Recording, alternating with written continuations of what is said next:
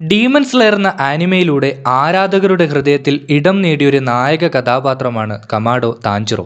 മൂസാൻ കിബുത്സുജിയാൽ തന്റെ കുടുംബം ഇല്ലാതാകുന്നതും അയാളാൽ തന്നെ തന്റെ സഹോദരി ഒരു പിശാചായി മാറുന്നതിലൂടെയുമാണ് ഈ കഥ ആരംഭിക്കുന്നത്.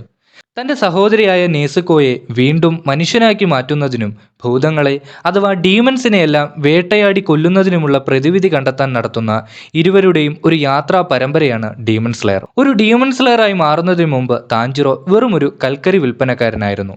എന്നാൽ തന്റെ കുടുംബത്തിന് ഈ ഒരു ഗതി വന്നതിൽ ഒരുപാട് ദുഃഖവും ക്രോധവും അടക്കാനാവാത്ത താൻജിറോ എങ്ങനെയും ഇതിനു കാരണക്കാരനായ ഡീമൺ കിങ് മൂസാനെ ഇല്ലാതാക്കാൻ ഇറങ്ങി തിരിച്ചു. കമാഡോ ഫാമിലി ഹിനോകാമി കാഗ്ര അഥവാ സൺ ബ്രീത്തിങ് എന്ന ആദ്യത്തെ യുണീക്ക് ബ്രീത്തിങ് ടെക്നിക് പരിശീലിക്കുന്നവരാണ്. എന്നാൽ ഇത് കഥയുടെ ഒരു പകുതി വരെയും താൻജിറോവിന് അറിവുണ്ടായിരുന്നില്ല. താൻജിറോ ശരാശരി ഉയരമുള്ള ഒരു 16 വയസ്സുകാരനായ കുട്ടിയാണ്. സാമാന്യം കായികക്ഷമതയുള്ളതും പേശീബലമുള്ളതുമായ ശരീരഘടനയാണ് അവൻ്റേത്. ഒരിക്കൽ ചെറുപ്പത്തിൽ തൻ്റെ സഹോദരങ്ങളിലൊരാൾ തിളച്ച വെള്ളം നിറഞ്ഞിരുന്ന ഒരു പാത്രം തട്ടിമറിച്ചു. അതിൽ നിന്നും അവനെ ഉടനടി താൻജിറോ രക്ഷിക്കുന്നുണ്ടെങ്കിലും താൻജിറോയുടെ നെറ്റിയുടെ ഭാഗത്തായി ഒരു പരിക്കു പറ്റുന്നു. എന്നാൽ ഈ ഒരു അടയാളം താൻജിറോവിൻ്റെ ജീവിതം തന്നെ മാറ്റിമറിച്ചു. തൻ്റെ സഹോദരിയെ ഒരു മനുഷ്യനാക്കി മാറ്റുന്നതിൽ ആദ്യം പങ്കുവഹിച്ച ഒരു വ്യക്തിയാണ് ഗിയു തോമിയോക്ക. ഡീമൺ സ്ലെയർ കോർപ്സിലെ ഏറ്റവും ശക്തനായ ഹയർ റാങ്കോട് കൂടിയ ഒരു വാട്ടർ ഹാഷറയാണ് ഇദ്ദേഹം. താൻജിറോയുടെ ദയനീയാവസ്ഥ മനസ്സിലാക്കിയ ഗിയു ആണ് തൻ്റെ മാസ്റ്ററായ സക്കോഞ്ചി ഉറോക്കൊഡോക്കിയുടെ അടുത്തേക്ക് അവനെ പറഞ്ഞയക്കുന്നത്. അദ്ദേഹത്തിൻ്റെ കീഴിൽ 2 വർഷത്തോളം താൻജിറോ കഠിനമായി പരിശീലിച്ചു. പരിശീലനത്തിൻ്റെ ഫലമായി താൻജിറോ ഡീമൺ സ്ലെയർ കോർപ്സിലേക്ക് ജോയിൻ ചെയ്യാനുള്ള ഫൈനൽ സെലക്ഷനും പാസ്സാകുന്നു. ഫൈനൽ സെലക്ഷനിൽ ഹാൻഡ് ഡീമനുമായിട്ടുള്ള പോരാട്ടത്തിലാണ് അദ്ദേഹത്തിൻ്റെ പിങ്ക് നിറത്തിലുള്ള പാട് മാറി അത് കടും ചുവപ്പ് നിറത്തിലുള്ള തീജ്വാലയുടെ ആകൃതിയായി മാറുന്നത്, അഥവാ ഡീമൺ സ്ലെയർ മാർക്കായി മാറുന്നത്. ഫൈനൽ സെലക്ഷനിലൂടെ താൻജിറോ അടക്കം 5 പേർ പാസ്സാകുന്നു. അതിൽ 2 പേർ താൻജിറോയുടെ ഉറ്റ സുഹൃത്തുക്കളായി പിന്നീട് മാറിയവരാണ്, സെനിറ്റ്സുവും ലോഡിനോസ്കയും.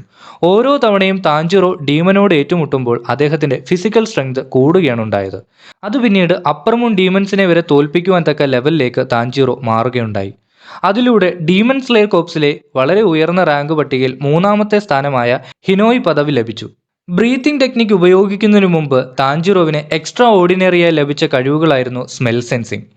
ഈ ഒരു പവർ ഉപയോഗിച്ച് തൻ്റെ നേർക്ക് വരുന്ന എതിരാളിയുടെ അറ്റാക്കുകൾ പ്രെഡിക്റ്റ് ചെയ്യാനും അതിൽ നിന്നും രക്ഷ നേടാനും താൻജിറോവിന് കഴിഞ്ഞിരുന്നു. കൂടാതെ പാറ പോലെ ഉറപ്പുള്ള തൻ്റെ തലയോട്ടി ഉപയോഗിച്ച് ഏതൊരു എതിരാളിയെയും ഡിഫീറ്റ് ചെയ്യാനും അവരുടെ ബോധം നഷ്ടപ്പെടുത്താനും കഴിഞ്ഞിരുന്നു. വാട്ടർ ബ്രീത്തിങ്ങിന് പുറമെ ഹിനോകാമി കാഗ്ര അഥവാ സൺ ബ്രീത്തിങ് സ്റ്റൈലിലേക്ക് മാറുമ്പോൾ തൻ്റെ ശരീരത്തിലേക്ക് അളവിലേറെ ബ്രീത്ത് ഉൾക്കൊണ്ട് ശരീരത്തെ ഹീറ്റ് ആക്കുകയും അതുവഴി അറ്റാക്ക് മൂവ്മെൻറ്റുകളും ഡിഫൻസ് മൂവ്മെൻറ്റുകളും കൂട്ടുന്നു.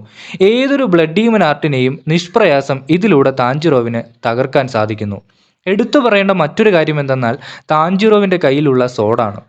സെങ്കോക്കു എറയിൽ ജീവിച്ചിരുന്ന ലെജൻഡറി സോർട്സ്മാൻ ആയിട്ടുള്ള യൊറിച്ചി സുഗുക്കിനിയുടേതാണ് ഈ സോഡ്.